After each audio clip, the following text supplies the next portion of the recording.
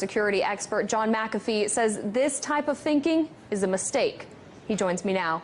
John, why do you think the word bubble cannot be applied to Bitcoin? Well, first and foremost, Bitcoin is not a fiat currency. It costs over $1,000 to create a Bitcoin today in electricity and computing costs. Second, the value of Bitcoin is linked to the number of users and the number of transactions. It is not a speculative investment, even though it is being used as such by many people. As the Bitcoin network grows, the value of Bitcoin grows. As people move into Bitcoin for payments and receipts, they stop using US dollars, euros, Chinese yuan, which in the long term devalues these currencies. So what you're seeing is more of a currency devaluation than a bubble in Bitcoin. As more people use it, it has more intrinsic value. And again, the cost of producing a Bitcoin increases with the value of the Bitcoin. So this is not something that we're pulling out of thin air. This is something that's created with massive amounts of electricity and computing power.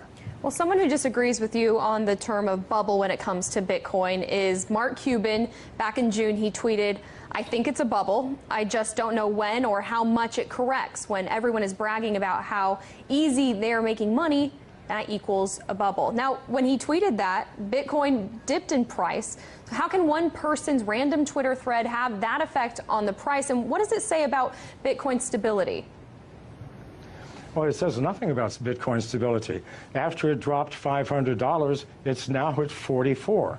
So these temporary fluctuations are meaningless, created by speculators, people who do not understand the fundamental technology of the blockchain.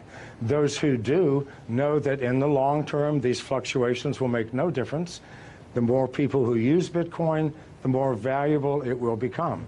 This is the only metric we can use. Now, Bitcoin and blockchain go hand in hand, but blockchain's ability to track financial transactions in a way that is incorruptible, it gives it infinite amount of uses outside of the original purpose of using it for Bitcoin.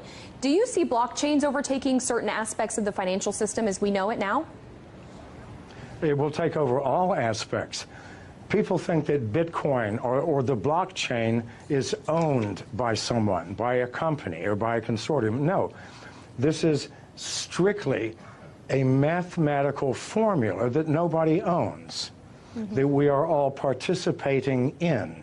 And we use the blockchain for everything from fixing supply chain problems in corporations to verifying the authenticity of the sender and receiver in a financial transaction.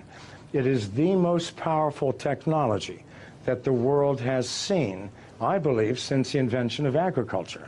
Now, John, we've showed our viewers Bitcoin's rise just in the past month, and we can show it to them again if it's up there. But on July 17th, 1 month ago, you tweeted that Bitcoin's low of 1,800 yesterday simply could not be maintained. In the long term, Bitcoin moves above 500,000 within 3 years. Bet, you ask? So I ask you, John, do you stand by your statement? Well, keep in mind, as Bitcoin grows and grows in value, other currencies, national currencies, are going to decline. So the advantage to using Bitcoin, the advantages are huge. If I do a wire transfer, it'll take me 24 hours.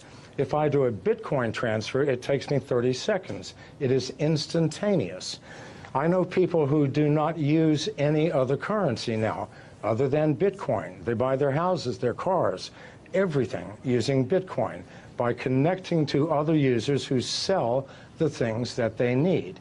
As more and more people use this, what will happen to national currencies? They will obviously devalue. They have to. So that 500,000 includes a massive devaluation in the US dollar, which absolutely has to come if Bitcoin continues to grow at its current rate. Well, it's certainly a community effort, and the Bitcoin community and for other cryptocurrencies, it's only growing. John Mcafee, founder of Mcafee Incorporated, thank you so much for your thoughts today. In the United States, copyright law allows for the fair use of copyrighted material under certain limited circumstances without requiring permission from the owner. Under the law, determinations of fair use take into account the purpose of use, the nature of the copyrighted work, the amount and substantiality of the work used in relation to the work as a whole, and the effect of the use upon the potential market for the copyrighted work. Other jurisdictions may have similar copyright provisions protecting fair use or fair dealing. If you are uncertain as to whether a specific use qualifies as a fair use, you should consult a qualified copyright attorney. You have the right to take it down.